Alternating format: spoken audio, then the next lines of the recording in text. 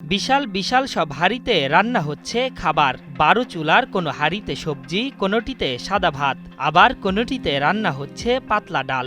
বিশাল এই কর্মযজ্ঞে স্বেচ্ছাশ্রম দিচ্ছেন ২২৫ জন স্বেচ্ছাসেবী। তাদের উদ্দেশ্য একটাই, দেশের নানা প্রান্ত থেকে ছুটে আসা ভক্ত অনুরাগীদের মুখে দুমুঠো আহার তুলে দেওয়া। ঠাকুর এই জন্য বলছি যে মানুষ আপন, টাকা পর, যত পারিস মানুষ ধর। এই মানুষ ধরার কৌশলই হচ্ছে মানুষকে, ক্ষুধার্ত মানুষকে খাওয়া দাওয়া। কেউ ভাত নিয়ে যাইতেছে, কেউ ডাল নিয়ে যাচ্ছে, কেউ সবজি নিয়ে যাইতেছে। এবার সবাইকে বসায় আনন্দবাজার প্রসাদ বিতরণ করতেছে। প্রতি বছরের এই সময়ে পুণ্যদোল পূর্ণিমা তিথিতে শ্রী শ্রী ঠাকুর অনুকূল চন্দ্রের শুভ আবির্ভাব বর্ষ স্মরণ উপলক্ষে এই মহোৎসবের আয়োজন করে থাকেন আশ্রমের ভক্তবৃন্দরা। যে আনন্দবাজার আসলে ঠাকুরের মা এই জায়গাটার নাম করেছিল আনন্দবাজার, মানে আসলে খাওয়ার মধ্যে মানুষের আনন্দ আছে। এখানে আসলেই মানুষের যারা ক্ষুধার্ত তাদের খেতে পেলে আনন্দ লাগে, এই জন্য এটার নাম আনন্দবাজার। শ্রী শ্রী ঠাকুর অনুকূল চন্দ্রের শুভ ১৩৭তম আবির্ভাব মহামহোৎসব সাড়ম্বরে উদযাপিত হওয়ার আজকে হলো শুরুর দিন। ৩ দিনব্যাপী এই অনুষ্ঠান আগামীকাল এবং পরশু বিভিন্ন অনুষ্ঠানমালার মধ্য দিয়ে ক্রমান্বয়ে শেষের দিকে এগিয়ে যাবে।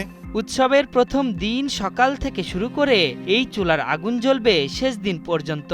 সকালে শুকনো খাবার আহার হিসেবে থাকলেও দুপুর ও রাতে থাকছে ভাত ও ডাল সবজি দিয়ে তৈরি নিরামিষ খাবার। সকালবেলা শুকনো খাওয়া হয় আমাদের আশ্রম থেকে, হ্যাঁ, আর দুবারে ভাত খাওয়া হয়, এই আমাদের মেমো। খাবার তৈরির পর সেগুলো ছোট ছোট ঠেলাগাড়ির পাত্রে নিয়ে যাওয়া হচ্ছে খাবারের বিশেষ ঘর আনন্দবাজার মহাপ্রসাদী স্থানে। সেখানে পরম তৃপ্তিতে খাবার গ্রহণ করছেন ক্ষুধার্ত ভক্তরা। ধর্মগুরু অনুকূল চন্দ্রের ১৩৭তম আবির্ভাব বর্ষ স্মরণে পাবনার হেমায়েতপুরে ঠাকুরের তীর্থস্থানে ভিড় করেন অসংখ্য ভক্ত অনুরাগীরা। নিজেদের মনের সব চাওয়া পূর্ণ করতে এখানে ভিড় করেন তারা। ঠাকুরের বাণী শুনে আমাদের অনেক আগে থেকেই একটা তার প্রতি ভালোবাসা, শ্রদ্ধা, আস্থা আছে। তো সেই আস্থা রেখেই এই প্রথমবার আমি তার কাছে আসলাম। এসে অনেক ভালো লাগছে, পরিবেশ ভালো লাগছে, খাবার দাবার সবকিছু মিলিয়ে অনেক অনেক সুন্দর। ঠাকুরের দীক্ষায় দীক্ষিত হয়ে বিভিন্ন ধর্মের মানুষ তার দীক্ষা নিয়ে ভক্ত হয়েছেন।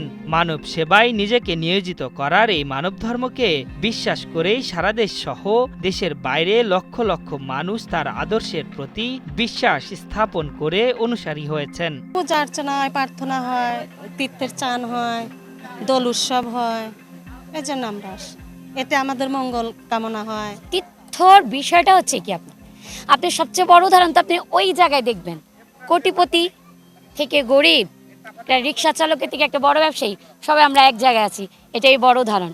অনুকূল ঠাকুরের বিষয়টা একটু অন্যরকমভাবে দেখছি, যে এখানে মূলত শিক্ষিত মানুষগুলো বেশি আসে এবং এখানে পরিবেশটা যে সুন্দর এবং ওনার যে দর্শনগত ব্যাপারটা, উনি আর 5টা মানুষের থেকে ভিন্ন।